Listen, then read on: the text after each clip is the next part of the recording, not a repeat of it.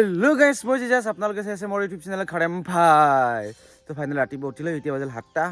গাহৰিৰ কাৰণে কি ভিটামিন খাব লাগে তো আজি মই আপোনালোকক সেইটো যে জনাম, তো আপোনালোকে সেইকাৰণে চাই থাকিলে গম পাব। তো ব্লগ ভিডিঅ'টো আৰম্ভ কৰোঁ।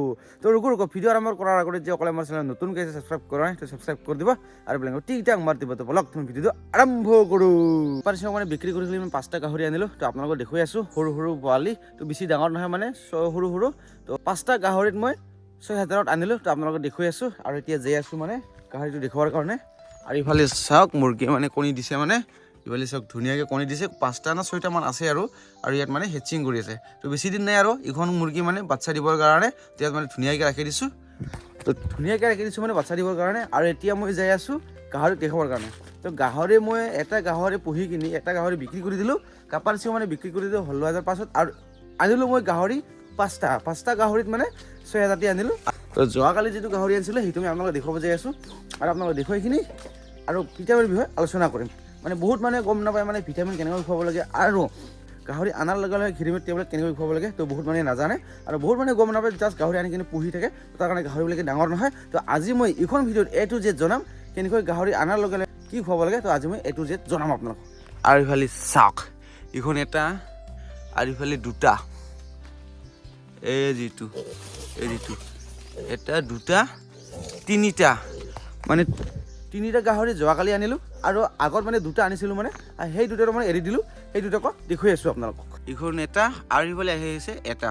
তো দুটা ইয়াত মানে দুটা এইখন মানে আগতে আনিছিলোঁ, মানে আগতে আনাৰ কাৰণে মানে সিহঁতক মানে এৰি দি দিলোঁ। দুটা মানে বহুত ভয় কৰে, যোৱাকালি জাষ্ট মানে আনিলোঁ মানে তাৰ কাৰণে মানে এইখন মানে বান্ধি ৰাখি দিছোঁ। মানে এইফালে দুটা আৰু ইফালে এটা, তিনিটা যিটো যোৱাকালি আনিলোঁ মানে সেইটো মানে এতিয়ালৈকে এৰা নাই। মানে আনাৰ লগে লগে যদি এইটো এৰি দিয়ে তেনেহ'লে এইটো মানে ভয় কৰিব, মানে মানুহ মানে বান্ধিব নিদিব। তো তাৰ কাৰণে মানে এৰি দিয়া নাই। যেতিয়া মানুহৰ লগত মিল হৈ যাব তেতিয়া মানে তাক মানে এৰি দিম। আৰু এতিয়া মই যাই আছোঁ ৰেবিট চাবৰ কাৰণে। ৰেবিটটো মানে বাচ্চা দিবই আৰু বেছি দিন নাই। বাচ্চা মানে আমি লোকেল ভাষাত মানে আমি বাচ্চা বুলি কৈ থাকোঁ। তো তাৰ কাৰণে বাচ্চা বুলি কৈ আছোঁ, কিন্তু পোৱালি দিবই আৰু ৰেবিট আৰু বেছি দিন নাই। আৰু ইফালে মাইকী ঐ ৰেবিট, এই ধুনীয়াকৈ চাই আছে, চাওক না, কিমান ধুনীয়া একদম বগা। আৰু যিটো মানে ৰেবিটটো বগা হয়, সেই বগা ৰেবিটটো মানে চকুবিলাক চাওক না কেনেকৈ ৰঙা হয়। চাওক না কাটা কুন্দি আছে, মই কাটাটো কুন্দিব নিদিম, এইটো মানে বন্ধ কৰি দিব লাগিব। ইয়াতে মানে বনাই দিছোঁ মানে বাচ্চা দিবৰ কাৰণে। আৰু ইফালে চাওক কি ধুনীয়া একদম।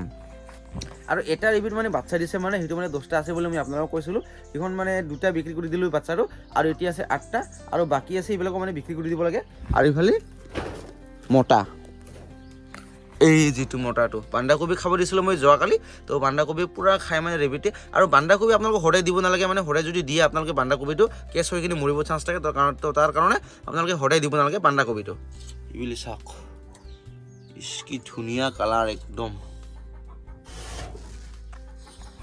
আৰু এতিয়া মই যাই আছোঁ ৰেবিটৰ কাৰণে কলপাত আনিবৰ কাৰণে। কলপাত মানে বহুত খায়, তো তাৰ কাৰণে কলপাত দি দিম। মানে যিকোনো মানে ফল মূল বস্তু আপোনালোকে ৰেবিটৰ কাৰণে দিব নালাগে। যদি আপোনালোকে দিয়ে সপ্তাহত একবাৰকৈ দিব, বেছি দিব নালাগে। যদি বেছি দিয়ে তেনেহ'লে ৰেবিটটো মানে চুগাৰ বস্তু দি দিলে ৰেবিটৰ কাৰণে মানে বহুত হানিকাৰক হয়, বহুত বেয়া হয়। মানে বহুত মানুহে ভাত দিয়ে, পৰঠা কিবা কিবি নিজৰ খোৱা বস্তুবিলাক তেল চেল কিবা ভাজা চাজা এইবিলাক মানে দিয়ে। তো সেইবিলাক দিব নালাগে। সেইবিলাক যদি দিয়ে ৰেবিটে মানে সেইবিলাক খাই কিনে মানে হজম কৰিব নোৱাৰে, হজম কৰিব নোৱাৰা হৈ কিনে মানে মৰিব চান্স থাকে। মানে তাৰ কাৰণে এইবিলাক মানে দিব নালাগে। আপোনালোকে যদি ৰেবিট পুহে তেনেহ'লে ঘাঁহ কিবা কিবি দি কিনে পুহিব, বেলেগ বস্তু দিব নালাগে। ভাত চাত কিবা কিবি দিব নালাগে, পৰঠা চৰঠা কিবা কিবি দিব নালাগে। বহুত মানে পৰঠা দি কিনে মানে মোক সুধি থাকে, দাদা ৰেবিটটো এনেকৈ হৈছে, কি কৰিব লাগে।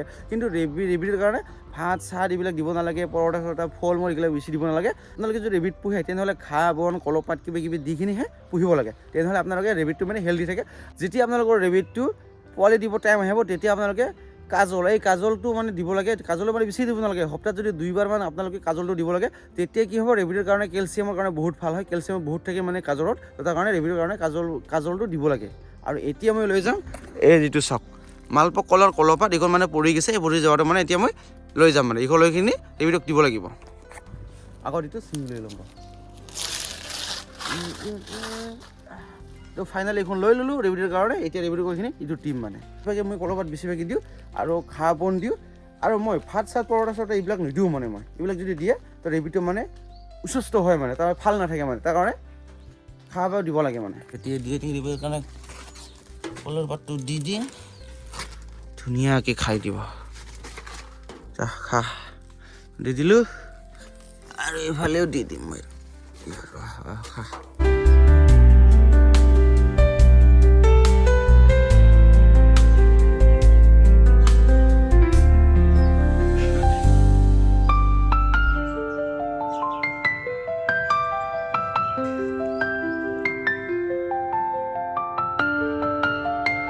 আগত মই গাহৰিৰ কাৰণে আৰু মুৰ্গীৰ কাৰণে আহাৰটো দি ল'ম। তাৰপিছত আপোনালোকক জনাই আছোঁ গাহৰিৰ কাৰণে কি ভিটামিন খুৱাব লাগে আৰু কি ভিটামিন খুৱালে গাহৰি সোনকালে ডাঙৰ হয়, আৰু লগতে গাহৰি বজাৰৰ পৰা অনাৰ লগে লগে কি বস্তু দিব লাগে অলপ পিছত জনাই আছোঁ। আগত মই গাহৰি আৰু মুৰ্গীৰ কাৰণে আহাৰটো দি ল'ম।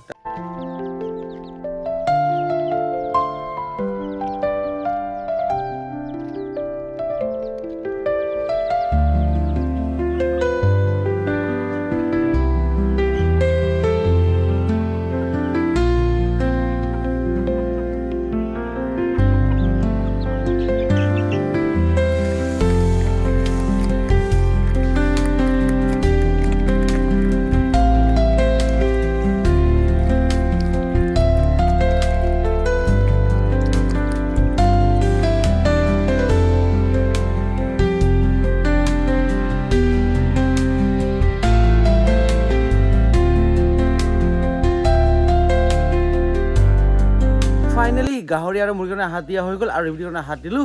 আৰু এতিয়া আপোনালোকক দেখুৱাই আছোঁ গাহৰিৰ কাৰণে কি ভিটামিন খুৱাব লাগে। এইখন দেখাব পাইছোঁ আপোনালোকে। তো এইখন ভিটামিন খুৱাব লাগে চাওক, ধুনীয়াকৈ মই দেখুৱাই দিছোঁ। এইখন চাওক, নামটো মই ধুনীয়াকৈ দেখুৱাই দিছোঁ। এইখন ভিটামিন খুৱাব লাগে ৰাতিপুৱা এক মুকুৰা আৰু দুপৰীয়া এক মুকুৰাকৈ খুৱাব লাগে। এইখন ভিটামিন এইখন চাওক কিমান ধুনীয়াকৈ মই দেখুৱাই দিলোঁ আপোনালোকক। এইখন ভিটামিন খুৱাব।